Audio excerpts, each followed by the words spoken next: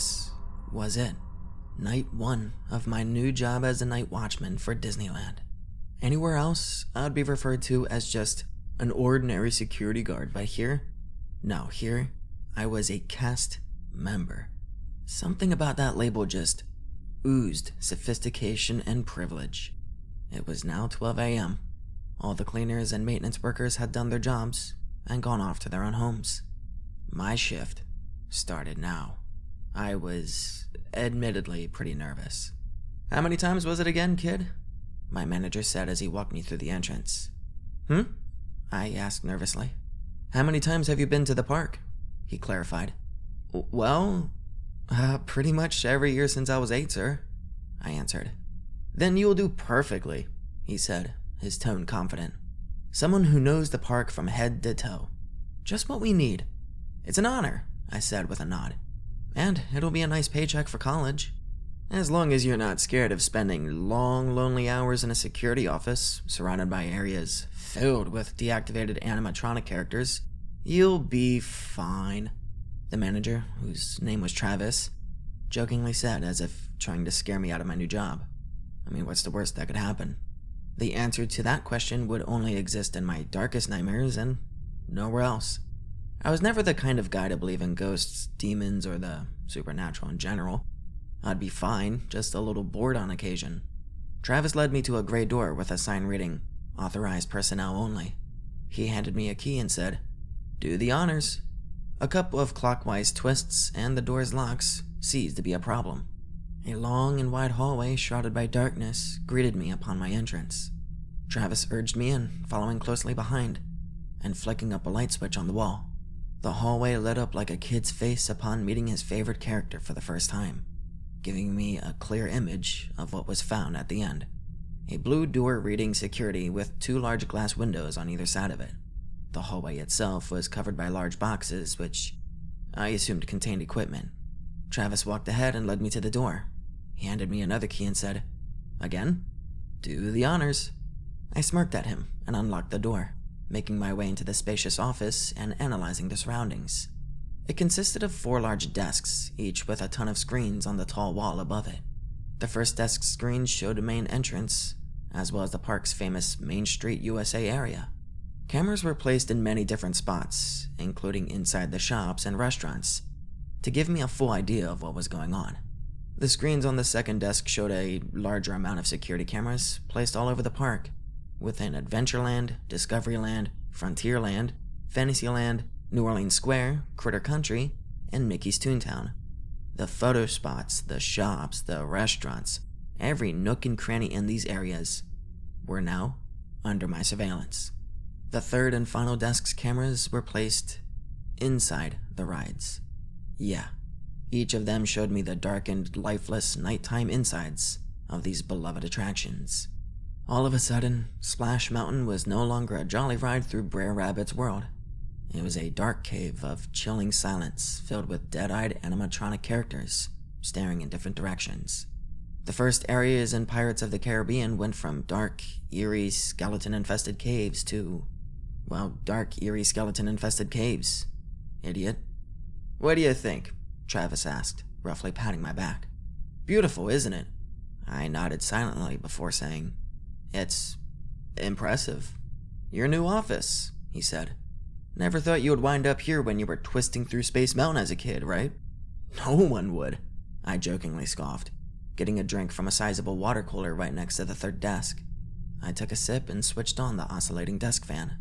"I know what you're thinking," Travis said as my eyes went back to the third set of screens. "Don't even try it." I stared at him, confused. "I know nostalgia can be a force to be reckoned with," he said. "But don't go trying to switch on the rides and take them for a solo drive." He then chuckled and let me know he was just kidding. I laughed along and said, "I would get fired on the spot. I know my place."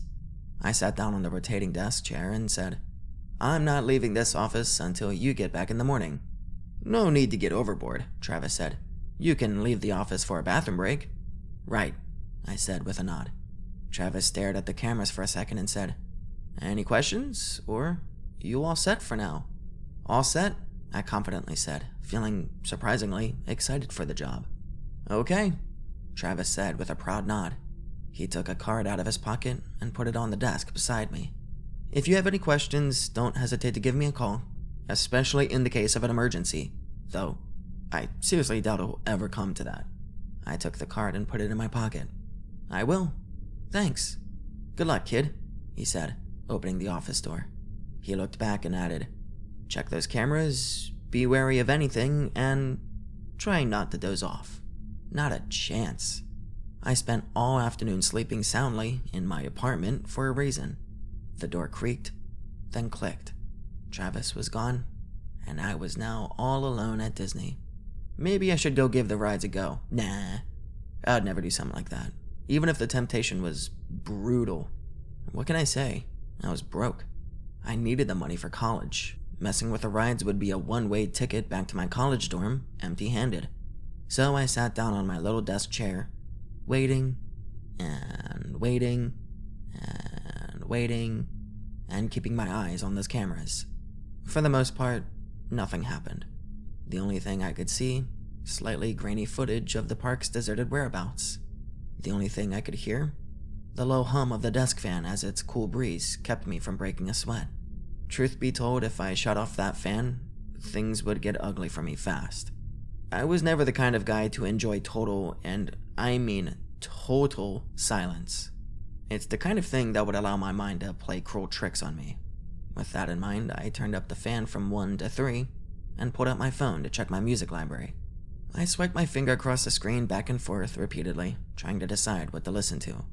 Ryan Farish was the answer to that question. His uplifting tracks would surely keep the mood from going straight into the realm of the unsettling. I put the phone on full blast, set it down on the table, and turned my attention to the cameras. I would be lying if I said the sight wasn't strangely unsettling in its own way. It's not that anything out of place was going on. Absolutely nothing was, actually. But that was just it. Nothing was happening. The park was deserted. In here, Ryan Farish's tracks were keeping the mood upbeat and lively. Out there, the park itself, nothing. As I sat there, the park streets were silent and dark, save for a few lights scattered in different places. The night vision cameras gave me the full picture of what was going on in all areas of the park, though my attention was mostly saved for the main gates. My eyes wandered to other cameras as well, but the gates were the primary focus. The interiors of the attractions, on the other hand, yeah, I tried to keep my eyes off of them most of the time. It was in my job description to check those too, but something just felt off. I don't know. Again, nothing was happening. I could only thank my overactive imagination for what I felt whenever my eyes moved over those cameras. Just seeing all of the animatronic characters like this, in total darkness and silence, with their dead eyes staring off into the distance, and their mouths in unnatural positions, it just sent chills down my spine. Call me childish if you want, but I just really wasn't used to seeing them like this. It was the polar opposite of what you would get in the daytime, while actually giving these attractions a go. You've been watching too many horror movies, man, I told myself with a wry chuckle. Remember, it's all part of the job. I sat up from my desk to stretch my legs. It was now 1:10 a.m. 1 hour of doing nothing but sitting and staring at cameras, and it was already giving me some physical discomfort. I did a few calisthenics and jogged in place for a moment, stopping only to get a couple of drinks of water from the cooler, which added up to a total of 3 drinks taken since I got here. It was about time for a quick bathroom break. I took one last look at all the cameras, including the ride interiors, before fetching my key from the desk. I was taken aback as soon as I unlocked the second door, my eyes and senses taking in the sight and feel of the abandoned park. Just total silence and darkness.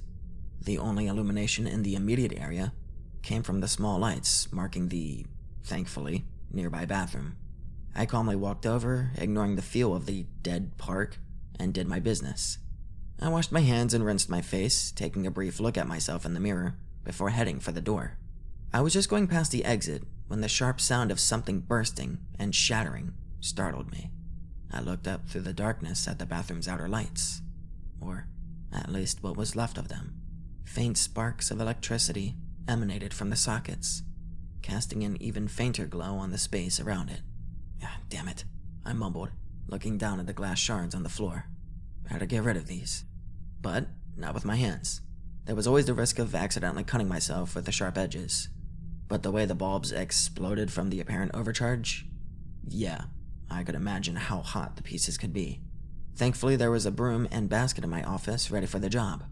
I calmly walked over to the nearby office, my ears taking in the abundance of silence, and opened the gray door to the hallway. Except, it didn't open. Confused, I jiggled the door handle, only for it to stall each time and emanate a clicking sound. It locked itself? As strange as it was, I didn't see it as a cause for alarm. Maybe they designed the door to automatically lock itself when closed. It did sound like a sensible security measure to keep any unwanted guests out of the restricted area.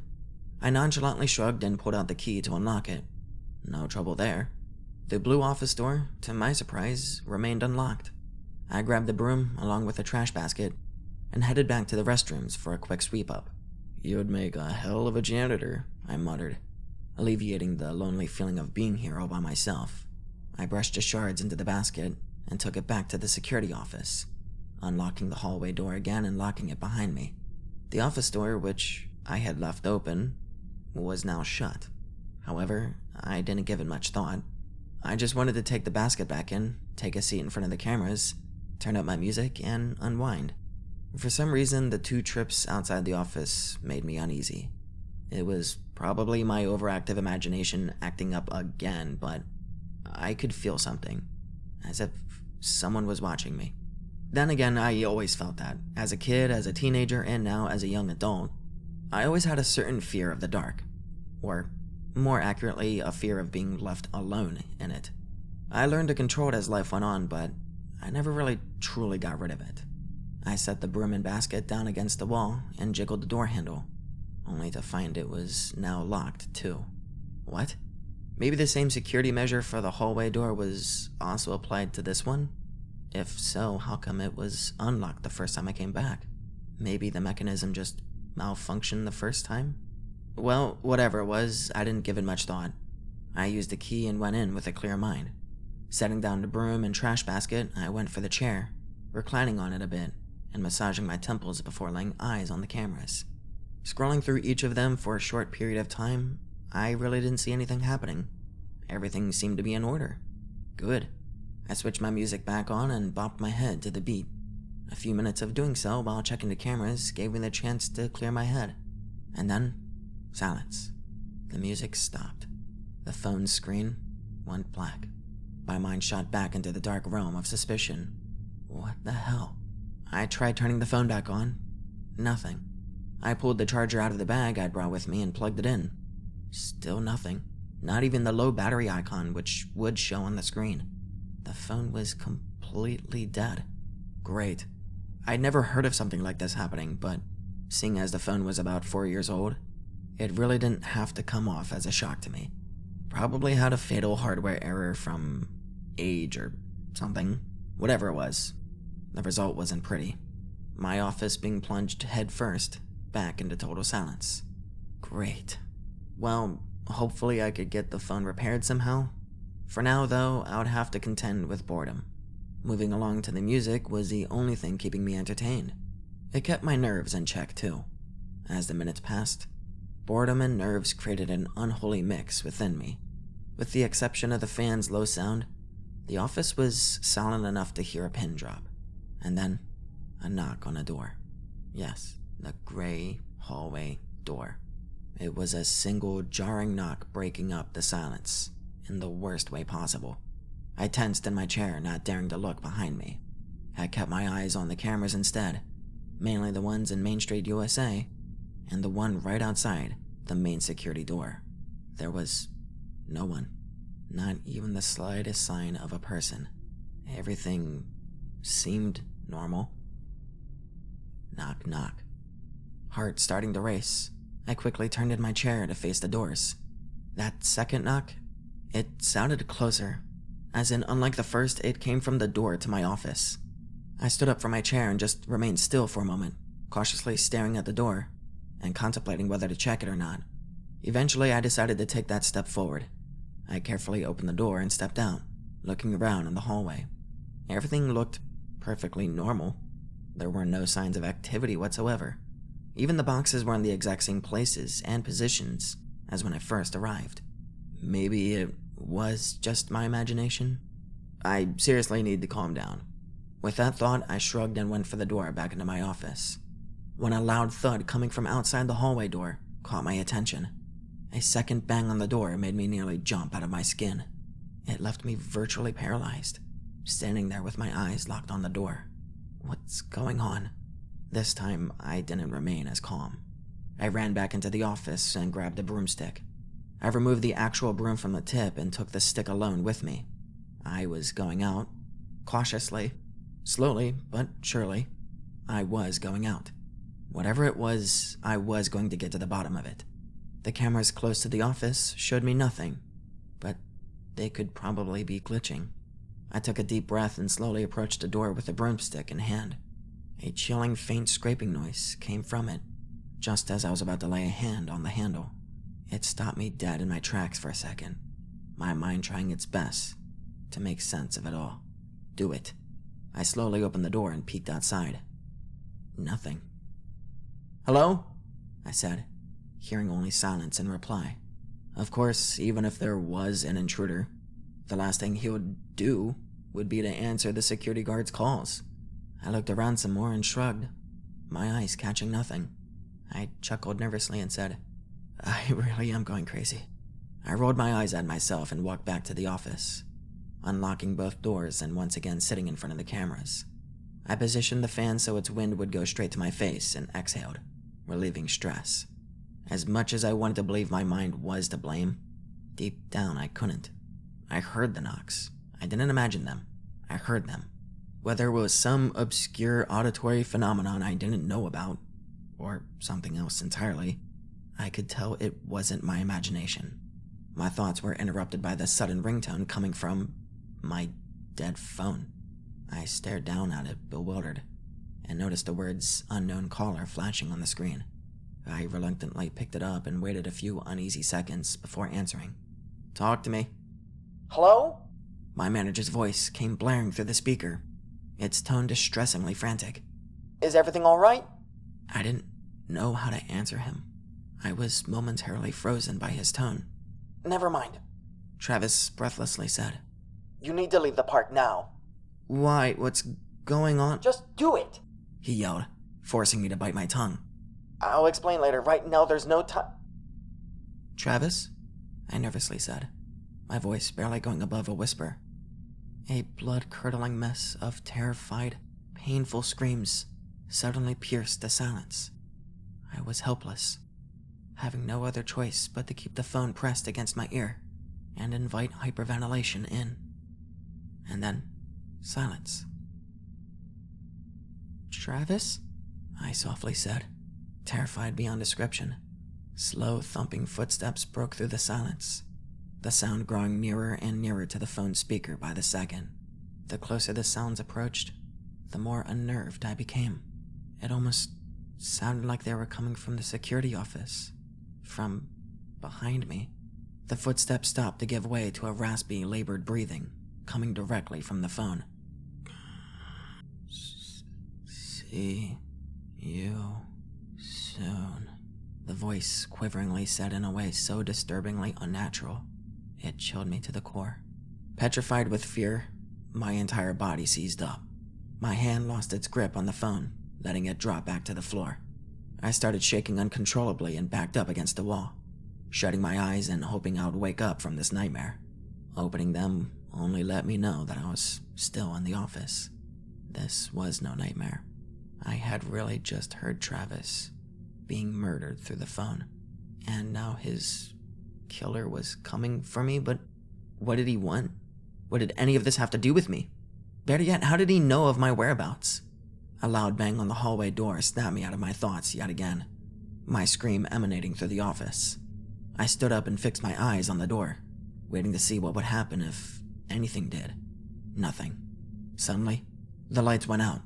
The security cameras switched off. Both the office and the hallway became caves. A thick blanket of darkness blinded me and pushed me over the edge of unmitigated terror. I scrambled to find the light switch on the wall to no avail. My fingers could only scratch the walls in a desperate, fruitless search. My phone was the other option. Its flashlight would light up the room like a nightclub. I pulled it out of my pocket and started pressing buttons, only to find it was dead, once again. Come on, come on, I growled in fearful desperation. Work, you piece of... Creak. What was that? Creak. If my ears weren't deceiving me, I had just heard the door to my office slowly opening by itself. The darkness wouldn't allow me to get even the slightest look of what was going on, a handicap which allowed my mind to do its worst. The creaking sound slowed to a crawl before being succeeded by the door's closing click. Creeping footsteps echoed through the darkness, inching closer to me by the second. My heart raced in my chest. The sweat dripped from my forehead. My entire body quaked with fear. As the footsteps drew closer, I was entirely helpless. I could do nothing but keep myself pressed against the wall and await the result. Except there was none. The footsteps stopped. Whether the source was standing right in front of me or halfway across the room, it was unknown to me. The question was answered when the lights switched back on. They were tweaking out and flickering, but they were back on. I couldn't complain, except I was all alone in the room. Not even a shadow in sight other than mine. I took a deep breath, my hand wiping across my forehead to take care of the sweat, and I looked back at the cameras. Unlike the lights, they remained dead and displayed nothing other than my reflection. I tapped one of them out of curiosity, only for the reflection to show something, or someone, occupying my working space. A shadowy figure with indistinct features stood right behind me, its head slowly tilted to one side. I darted back from the screen and turned in place. Nothing. The lights went out once again, forcing me to groan in equal parts of frustration and fear. The sound of the office door slamming shut pushed me back against the wall in fearful submission. It was slammed open, the loud thud accompanied by the shattering of the glass windows on either side of it. The door to the hallway, supposedly locked by a safety mechanism, was harshly opened as well. Whatever I was dealing with, it had just taken care of the only things separating me from it. I didn't want to leave the office. No one would. Nevertheless, I knew I had to do it and find a good hiding spot. Escaping the park would be impossible with the gates locked. It knew I was here. It was challenging me. I could almost feel it. I was unsure of this thing's purpose, but the one thing I was sure of, it wasn't human, and it wanted to either drive me insane or kill me, or both. You can do this, I said in a vain attempt to console myself. You're gonna get through this. I repeated those words in my mind and proceeded to slowly walk through the darkened hallway toward the main door. The lights above me flickered in an erratic pattern with every step I took, causing me to slow down from sheer nervousness. Once again, I had that strange feeling. Eyes were on me. I could feel something watching my every move. I slowly looked over my shoulder only to reassure myself that there was nothing there, and I continued my cautious walk down the seemingly never-ending hallway. Every step felt like a mile as my mind was flooded with thoughts about this unknown force putting me through all of this. The same thing that apparently took Travis's life. What is it? What does it want with me? Why bring Travis into it? Is there some history to all of this? 4 questions, 0 answers. But it didn't matter to me now. The only thing that mattered was finding a good place to hide. Was I being tormented by a paranormal force? The kind I never even believed in? Definitely. I had no doubts whatsoever. But I did doubt it was an all-knowing force capable of seeking me out no matter where I head. My feet ceased to move forward upon reaching the open hallway door. One more step was all I needed, but the fear was simply too much. The idea of leaving the office, fully exposing myself to this entity, wasn't exactly pleasant. You're a sitting duck here, move! I mean, where am I supposed to go? Somewhere this thing can't find me, it's probably watching me already. Well, don't hide, run for the main gates. That would be a good idea, if they weren't locked. You'll figure it out. Travis said to leave the park. Hiding won't work. You know it'll find you. It'll find me no matter where I hide. My instincts were telling me to run and hide, but my mind was yelling, get out of the park. There had to be some way to escape. I slowly cleared the open door, my eyes looking to both sides to make sure nothing was waiting for me. Bang. I looked back to find that the main door had roughly shut itself, the loud noise accompanied by the low clicks of the locks. A low exhale channeled my stress as I slowly walked away from the door, keeping my eyes on it for a moment before letting my fear get the better of me and sprinting off straight for the main gates. Don't look back, don't look back. My body hit something, stopping me dead in my tracks. Except there was nothing.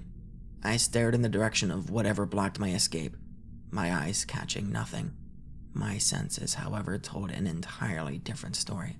I felt the eyes on me once again. Those cold, piercing eyes. Inhuman. You're not going anywhere. The same unnaturally guttural voice from the phone said after a brief moment of silence. You're staying right here with us. All of us. Us? If I were you, I would run.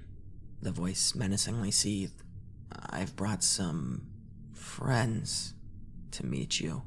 The voice faded away on the last word, leaving my now unattended attention free to drift over to a nearby thicket of tall decorative bushes, which began to madly rustle. A vicious gurgling sound came from them as the rustling intensified. Oh my god, I nervously mumbled. A long, thin, almost skeletal arm with disgustingly pinkish, raw-looking flesh stretched out from the foliage, trembling grotesquely.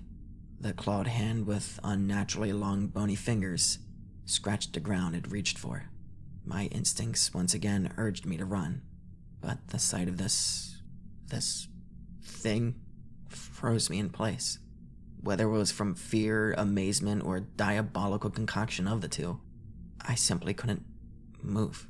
My body quaked as the rest of the creature surfaced from the hiding spot.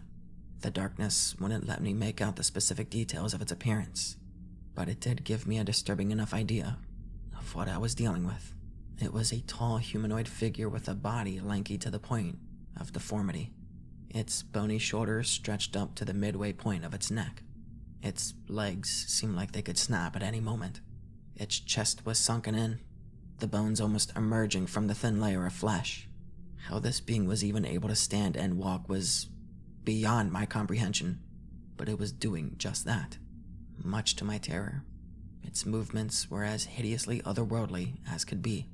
Erratic, twitchy, stiff shambling that looked anything but human, and then in a split second, its neck twisted toward me, giving me a clear view of its wretched face. The features were deformed and rotten. The eye sockets lacked the eyes, two chillingly dark voids bereft of any emotion. The mouth was stretched out to the point where the skin was tearing at either side. Black bile pooled from its open mouth. It shambled towards me slowly for a moment, making me finally snap out of the spell and walk backwards a bit. It stayed like that for a few seconds, me walking backwards while cautiously keeping my eyes on the creature's steady approach. I started walking faster, facing away and looking back every few seconds to make sure it wasn't closing in. Its footsteps grew closer. The sounds became rapid. I looked back in a flash to see the being closing in on me. It was no longer shambling. It wasn't even walking at a brisk pace. No, it was sprinting, with its erratic and unnatural movements more disconcerting than ever. My heart raced, my palms sweat, and my legs did their work. I raced away from the being in a terrified sprint of my own. The park was a canvas covered in black paint. The few lights Travis had left on in select spots had all been switched off. Decorative buildings, shoppings, and restaurants were now caverns. I did have a flashlight with me, but right now in my mad dash away from the being, the last thing on my mind was to use it. My mind was singularly focused on getting away, which was proving to be more difficult of a task than previously thought. For such a weak-looking creature, it could really keep pace. No matter how fast my movement was, it managed to stay right behind me. I ran down Main Street, USA, my path a direct beeline to Cinderella Castle. From there, I planned to make a sharp left turn straight into Adventureland. My mind was already cooking up a great escape plan. Adventureland was home to the famous Jungle Cruise attraction. If I could get out of sight for just 1 second, I would have a good chance to dive into the water and hide under the queue area. It would be perfect, as long as the creature didn't spot me making my escape. The stakes were high. My life was on the line. It would be tiring, but I knew I had to be faster. I put everything I had into it. Every last ounce of energy in me went straight to my legs. I ran at speeds I had never reached before in my life, the gap between me and the creature increasing with every passing second. Sadly, I wasn't in the best shape of my life. Not overweight, but definitely not in the kind of shape desirable for a life-or-death situation. Nevertheless, I was doing exactly what needed to be done. The creature screeched savagely as I darted out of sight into Adventureland. I picked up the pace as its distant footsteps seemed to be coming closer at an even faster rate. Catching sight of the entrance to the jungle cruise made me speed up even more. It was the best, and probably only chance of staying alive. I ran inside, darted through the queue as fast as I could, and jumped into the water without a second thought. I swam underneath the queue line as planned, and grabbed onto one of the large wooden poles, holding the attraction's building up over the water. Now, waiting. I closed my eyes and held my breath, my ears perceiving the creature's frenzied footsteps approaching the ride building. I tensely looked up when the footsteps started to come from directly above me. The creature had arrived. I could hear it lowly hissing and sniffing. It knew I was here. It just didn't know where exactly, and I was going to keep it that way. The game was cat and mouse. Under no circumstances was I going to let this thing catch me. The footsteps went further away until the creature was standing at the very edge of the loading docks. My eyes caught a chilling glimpse of its bone-like fingers stretching down to swat at the water in an apparent search for its prey. The hand movements got more impatient, signaling its owner's frustration. Just leave already. Whether the creature had the ability to read thoughts was a question I couldn't answer. Its actions did raise suspicion on that matter, though. Both of its hands grabbed onto the loading dock's edge, and its shadow let me know just what it was about to do. Take a peek under the queue area, straight into my hiding spot. Ah, hell. Without even thinking, I took a deep but silent breath and allowed myself to drift under the waterline. My figure was engulfed by the darkness of the deep water and remained there, motionless. I made sure of it. I knew so much as the slightest movement could give me away and put the creature on the attack once more. There was one problem, however. I was quickly running out of breath. My head was starting to spin. My eyes were going backwards into my skull. My lungs cried out for air. These things persisted to the point where I simply couldn't bear with it any longer.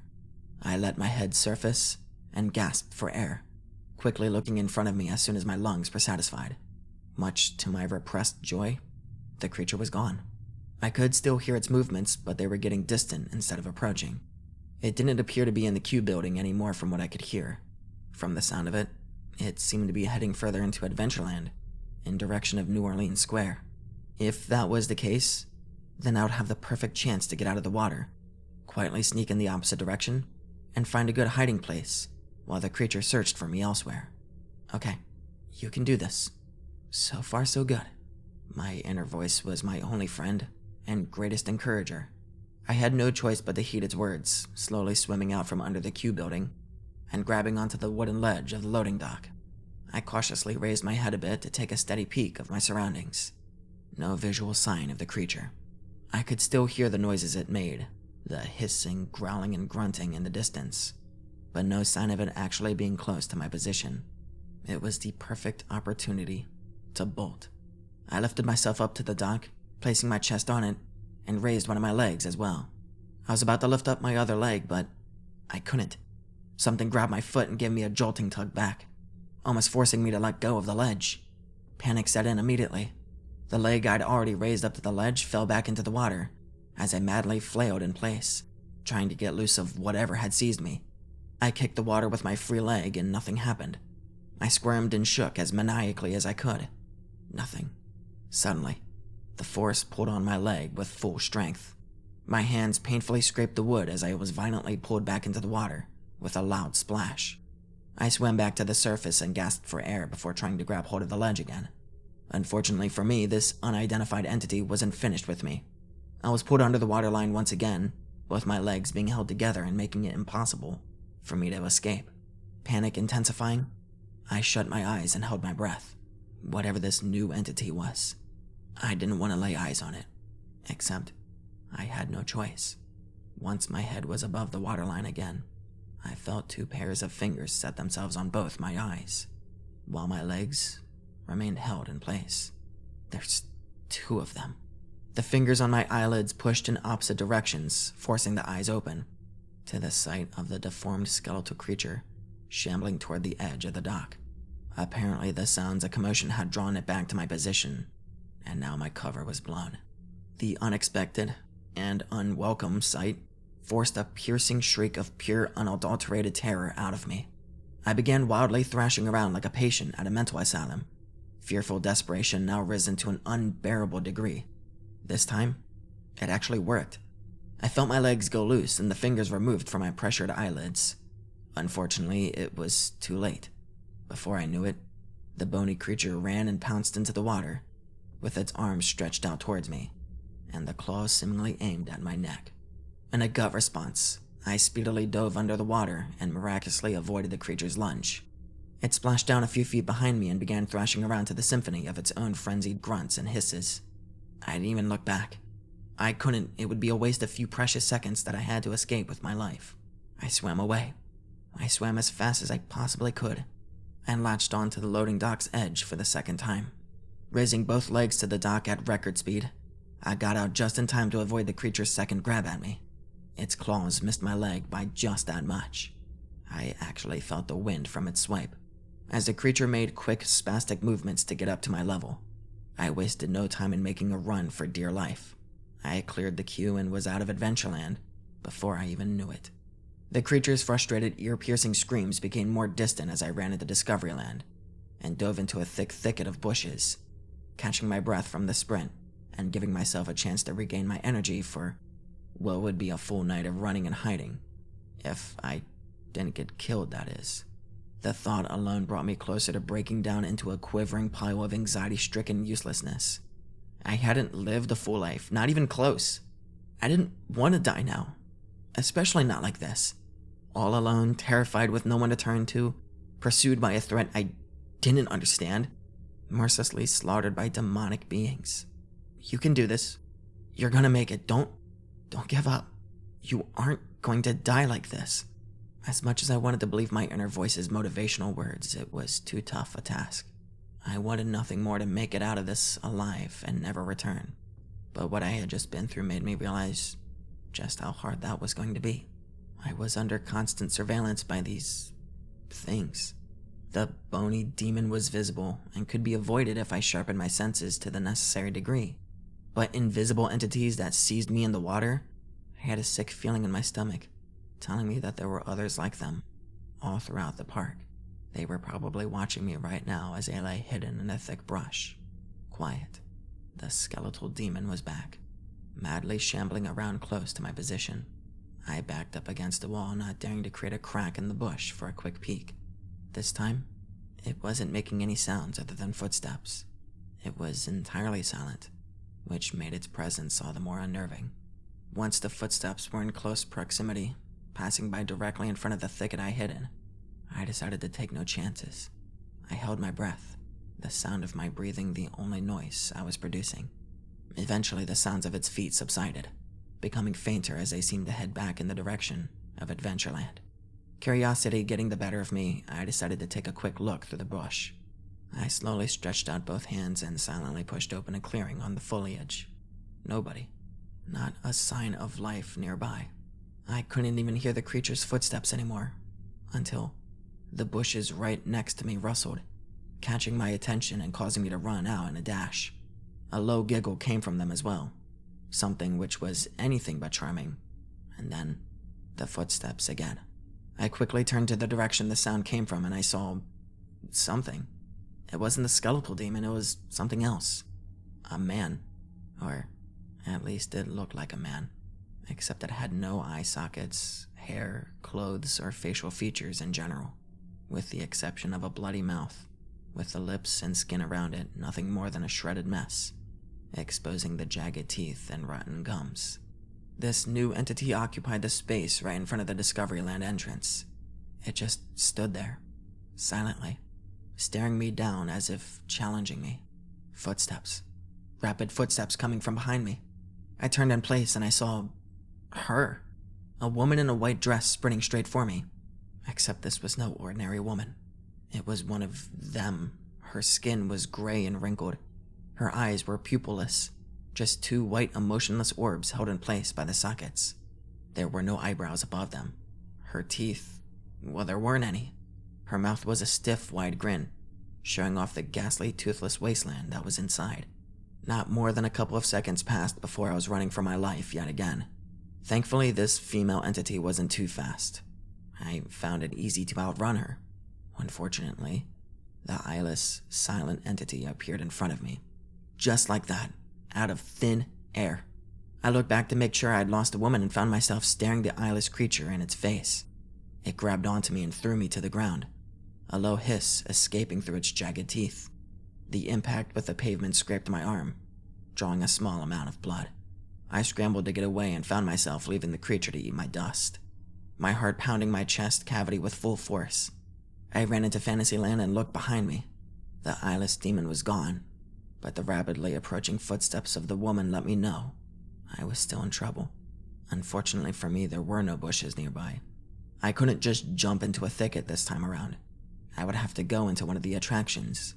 Even more unfortunate, the closest one right now, as in right beside me, was It's a Small World. I have no choice. She's getting closer. I took a deep breath, gathering up the courage, and sprinted over the bridge straight into the entrance. Wasting no precious time, I ran down the stairs and went right into the darkened attraction on foot. My back was placed against the wall inside the attraction, my ears paying careful attention to the female demon's sounds. I could hear her grunting and running around out there. If she was searching for me, she was out of luck. Under no circumstances would I leave my hiding spot. I crouch-walked deeper into the attraction, paying close attention to my surroundings. My deeply unsettling surroundings. The overwhelming silence was an entity on its own. The small world dolls almost seemed to surround me and gaze at every step I took. Their lifeless eyes stared off in aimless directions. Some had their mouths wide open, as if screaming in terror. I knew I was doing just that deep down inside. After a few minutes of sneaking through the attraction, I decided to take a little rest. I sat down against the wall and shut my eyes momentarily. How will I make it through this? I've been attacked by 5 of these things already. How many more could there possibly be? If I'm lucky, the answer is none, but judging from my situation, I would say I'm not very lucky. And if I'm not, I probably won't make it to sunrise. Not alive and well. How did I get myself into this mess? Why did it have to be me? What did I do to deserve... Oh no. The animatronics began to move on their own. The attraction remained in total darkness, but the music began to play. It's a small world after all. The voices were a cacophony of madness. Some were normal, some were in reverse. Others sounded distorted beyond belief. The one thing they all had in common, they were all slowed down to ominous effect. I looked around to see all of the animatronic dolls had turned their heads and fixed their dead eyes on me. They sang as a demonic cackling sound joined the unholy combination and looped endlessly. The terror within pushed me to run. I suspected they couldn't hurt me, but the sound would surely attract the physically visible demons hunting me down. I ran along the sides of the attraction's river when something grabbed my arm and twisted it, dropping me to the ground. I was shoved into the water and pushed in head first. They were already here. I scrambled to regain my footing and got out of the river, only to find myself face to face with a group of cackling dolls staring directly into my eyes as the others pressed on with their warped, depraved singing. I trembled in place. My legs gave out a moment. I was now on my knees. I looked around me as the maddeningly distorted sounds incessantly pierced my eardrums and pushed me to the brink of insanity. The small world I knew from my childhood was a calm boat ride through a fantasy world brimming with saturine sentimentality. This small world was instead a horrifying exercise in frightening, flustering madness. I painfully screamed as my mind broke. No matter where I ran or where I looked, I felt stalked. Each and every one of these animatronics was now under the control of evil spirits keeping watchful eyes on me without a second wasted. The thought alone was causing my mind to stop working properly. I became increasingly disoriented by the insanity surrounding me. However, my eyesight remained perfectly functional, and what I saw made things even worse. On the other end of the room were the skeletal demon and the female both moving around and searching the area. My defensive instincts kicked in, and I was hard on my heels. I looked around and saw the door to a supply closet just out of sight, behind a large pillar covered with those wretched cackling dolls. I ran for the door and was pleasantly surprised to find it was open. You're gonna make it," I said to myself, shakily chuckling. "They're not gonna find you here." Except they already had. A single hand grabbed my shoulder, getting a horrified scream out of me, and causing me to start blindly swatting around. "No!" I yelled at the top of my lungs. "Leave me alone!" The hand joined another as both grabbed my arms, turned me around, clutched the back of my head, and smashed me face first against the wall. My vision blurred. I looked up as the single light bulb on the room's roof lit up, showing me who had just assaulted me, the female demon. How she got in the room was a question I couldn't even answer. She looked over me, her toothless grin on full display, and stomped her foot down on my face. From there, silence, chaotic cackling, cartoony voices, foreboding music, running water. All these sounds joined together within my ears as I slowly came out of unconsciousness to find myself in a log, running down a river with cartoon animatronics all around me. "What?" I muttered before realizing I'd been locked down in a log on the darkened Splash Mountain. How I got to be in this position was the least of my worries now. I had a feeling this wasn't going to end well. A feeling that was hastily confirmed as soon as I saw what awaited me at the top of the climb for the ride's final drop. A slobbering, hunchbacked creature stood on the right side of the lift hill's top, incoherently mumbling to itself while moving around in an unnatural manner, menacingly staring down at me. My mind was no longer working correctly at this point. All I wanted was to get out, no matter the cost. I grabbed the safety harness pressed down on my lap and I began to push up on it. I wanted out of the log. I didn't care what I would do afterward. I just wanted out. I pushed up on it violently while grunting and thrashing around in my seat. Whenever I'd reached the top of the hill and began to bowl over for the drop, the harness snapped open on its own. But by then, it was too late.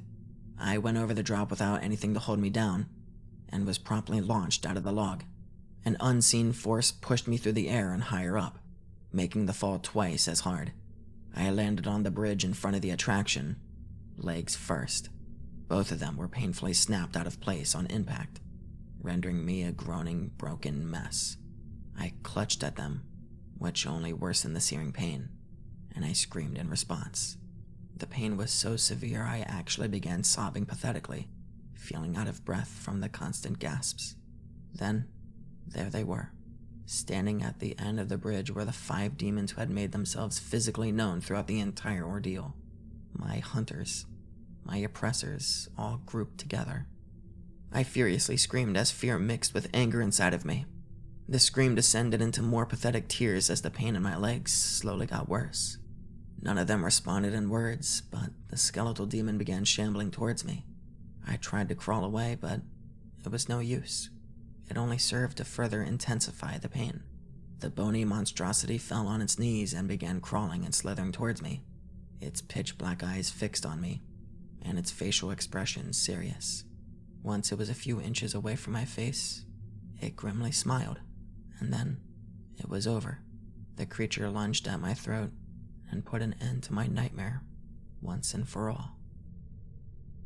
Yes, my friend, I died that night. So why am I still talking? Well, let's just say I have a new group of friends. The same beings who relentlessly hunted me down that night, I now call friends. I died, but I didn't leave. As a matter of fact, I could be right behind you as of this moment. Just a little joke. You're alone. Well, to my knowledge at least. Some of my kind could be lurking in your humble abode without you even realizing it. As for me, I've made a nice home in the place of my death. The happiest place on earth itself. Just remember this. Next time you pay a fun visit to this park, I could be participating in your vacation photos. And who knows, me and my friends, we might just pay you a visit once you leave. Just a thought. Well, that's it, folks. Disneyland, as you know, literally only has one person working there. That entire huge fucking place, it's just one guy, and well, now he's dead. So, I'm assuming Disneyland is hiring. So, yeah, go work there. Write the sequel. Anyway, that was such a fucking corny ending. Yeah, I died. But I'm actually alive and a ghost, and I found creepypasta.com and typed all of this up. The horrific beings I now call my friends. Why? Why are they your friends? What the fuck are you talking about? If someone murdered me and I became like a ghost, demon, whatever, I would probably be like, hey, fuck you, Tim. Hey, Bill, you're an asshole. Not just be like, well, this is the afterlife. We're best friends now. Stupid. Dumb. No, I'm just being pissy. Because I read this for fucking so long. Okay. You guys have a good night, or don't. That's up to you. Okay, no, I was working on a thumbnail while I was thinking about this, and now I'm more pissed off. There's so many unanswered questions to this fucking story. I'm assuming one of the ghost things killed Travis, the manager, but like, I thought Travis was home. Like, I thought Travis was in his home. So you're telling me one of the ghosts, like, went to Travis's home and was like, hey, we're gonna like kind of mess with the security guard, April Fools, I'm gonna fucking kill you. And also, like, we never were told if it was a ghost. It was just an invisible thing. Who was this invisible thing? Like, I was expecting some, like, I'm evil Mickey Mouse or some shit. God damn, I was at least expecting, like, the animatronics to come alive. I mean, give me something here. Or like some FNAF thing where he gets like fucking shoved into the animatronics and like, ooh, it's discovered that each each mascot is just shoved of like different corpses, stuffed with different corpses. And that's how he's like, I'm alive in the end. I'm barely alive. I shouldn't be alive, but this is how I can function. But even then, that wouldn't make sense. He went to creepypasta.com after he died and was like, hey guys, here's my little story of how I fucking died. Who killed Travis? What the fuck was that? Why was it just an invisible thing? They never went anywhere with that. They never said anything. Like, the main character ran into a nothing. And then the thing was like, hey, I've been trying to get you. I killed your manager so I could get you. But, yeah, even though you ran right into me, I'm just gonna fade away and never come back, and I'm just gonna let my fucking best friends kill you. What the fuck? What are you talking about? Shut up.